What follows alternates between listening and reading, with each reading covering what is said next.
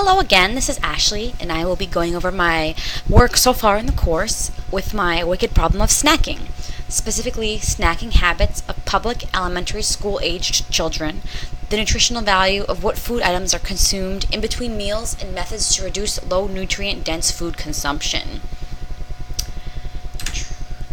So, my statement of the problem was about the incidence of low nutrient dense snacking among public school aged children in the United States of America and how it's increased drastically over the past 40 years. The problem is defined as public elementary school children are consuming too many low nutrient dense snacks, and this is true and can be found in all population cities and across a variety of different demographics across the United States of America. I made a fact sheet and I submitted that. That was a lot of fun. I made it in the form of like a telegraph, so it's like something that could be sent home in like little notebooks that kids get like with their homework assignments and their handbooks, and it could be sent home with parents. It could be part of a variety of different sorts of publications that can go home or education programs. So the fact sheet basically was going over the new policies that are in place in the last few years for school snack and school meal programs. So before the new standards, there's examples, and then after the new standards, how portion control and self-control are important. The sugary sweetened beverages and overconsumption are just the tip of the iceberg, and then all the problems that are really leading to why people consume them are part of the iceberg image. A lot of students gave me feedback on this image. They wished that I had made it bigger or focused more on it because they thought that was a great visual center for my fact sheet. So I will be using this in the future to sort of guide my way, I guess. And then the preventable deaths from the 5 leading causes of death. So basically what my end goal is to try to push education and push the fact that what we do as children and what we learn as children are habits and form who we are as adults, and it plays into our development and the potential for getting these leading causes of death. Things that complicate things that could potentially lead to these things. So that was my fact sheet, yeah. So the literature review, this one was the toughest one for me because I looked online at a bunch of reviews and then I read the criteria and it just couldn't figure out how to like wrap my head around it to get me to write an effective one. So the literature I went with was a mini review of various studies conducted over the last 5 years. The need for the review was high because snacking is at an all-time high, and snacking is really prevalent among all cultures, not just in the United States, but in all cultures across many different demographics, races, and ethnicities. Children are diagnosed with more and more health-related illnesses than ever before. Snacks are being consumed differently than they are in the past. Snack composition has changed over the years with a great variety in options. Snacks are now portable, they're fun, they're great colors, they're adorable little sizes, they have little cartoons that help market and sell them. SpongeBob SquarePants is on at least 5 different things if you go down the cookie aisle. So there's ways of reaching children and ways that are marketed and promoting these types of foods to children. And a lot of people are thinking that it is acceptable to be consuming these in excess. Children grow up with bad eating habits that may carry into adulthood, leading to increased health concerns. So the literature review, I wanted to do a bunch of research, and it took me a little while to like kind of get on the path that I ended up on, but getting to know children's snacking habits, their preference and rationale for their choices is key. And then evaluating their snacking habits, frequency, as well as the type and their association to various health conditions, risks, and diseases is also important.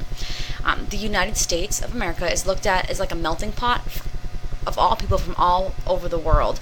It's a pillar of freedom. So looking at children from other cultures, snacking consumption and their associations with the snacking is very important, because if you have a melting pot of people from all other places and we all come together, it makes sense to look at other cultures. So I also looked at some studies that were similar that were done in Chile, Mexico, and the Netherlands. And there was one study done in the United States, but it looked at various races and ethnicities in USA, which is non-Hispanic blacks, non-Hispanic whites, and then Hispanic Latino populations. and they compared that with a NHANES survey. So it was a wealth of information just with those few resources. So children have options available to them that are low in nutrient density. Children make unhealthy choices when given the options in after-school programs. Children participate in peer-led advocacy programs are more likely to make behavior changes and to influence others to make behavior changes, as well as some information I discovered in doing the literature review. Coupon programs to help guide and focus purchases in urban communities, as well as branding techniques to guide children to make healthier choices. And then snacking is a global issue that is on the rise, and we can make a huge difference right here in the USA. We are very influential in practices, so it makes sense that we could make a big difference in just getting a grip on the snacking and reducing it. Could have effects all around the world. So for the literature review, what I took out of this is the questions that we need to ask ourselves. Is there a way to effectively facilitate behavior change in children? There definitely is. So that's a great question I could continue to address and to continue to work with. Can education of children, parents, and families build better habits and healthier futures? The answer again, I think, is yes. And are there methods and ways to determine if children have already developed these habits, and if so, at what age should we begin to start these interventions? So if elementary school is too late, maybe we should be starting in kindergarten. Maybe we should be starting when the children are toddlers, when they're eating their first solid foods. Who knows what age group is best? So that's a good question to ask and to research in the future. And then the need for more research grows and grows and grows. So the more that I researched, the more I realized there was a need for more research. So the way that research is conducted, it can establish if current interventions, policy, and trends are effective, appropriate, and if they're feasible, if they're able to be done at all, or if they're just great in theory.